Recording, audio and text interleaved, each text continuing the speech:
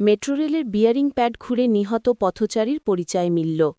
রাজধানীর ফার্মগেটে মেট্রোরেলের bearing pad পড়ে এক পথচারী নিহত হয়েছেন। রোববার দুপুর 12:20 দিকে ফার্মগেট মেট্রোরেল স্টেশনের নিচে এই দুর্ঘটনা ঘটে। ঘটনার পরপরই মেট্রোরেল চলাচল সাময়িকভাবে বন্ধ রাখা হয়েছে বলে জানা গেছে।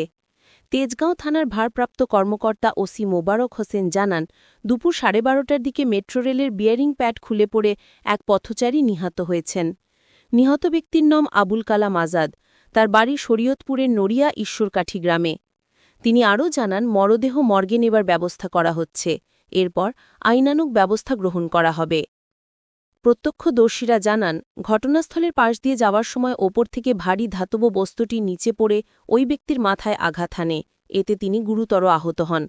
পরে স্থানীয়রা তাকে উদ্ধার করে হাসপাতালে নিয়ে গেলে চিকিৎসক মৃত ঘোষণা করেন। এর আগে গত 18 সেপ্টেম্বর খামারবাড়ি এলাকায়ও মেট্রোরেলের একটি পিলার থেকে বিয়ারিং প্যাড খুলে গিয়েছিল। সেই ঘটনায় আগারগাঁও থেকে মতিঝিল পর্যন্ত ট্রেন চলাচল বন্ধ ছিল প্রায় 11 ঘণ্টা। বড় সেতু বা উড়ালপথ নির্মাণে বিয়ারিং প্যাড একটি গুরুত্বপূর্ণ উপাদান। এটি বিশেষ ধরনের রাবার দিয়ে তৈরি, যা উড়ালপথের কাঠামোর উপর থেকে আসা চাপ সরাসরি পিলারে না ফেলে মাটিতে সঞ্চারিত করে। এগুলোর প্রতিটির ওজন প্রায় 140 বা 150 কেজি। বাংলাদেশি মেট্রোরেল প্রকল্পেও এই বিয়ারিং প্যাড ব্যবহার করা হয়েছে।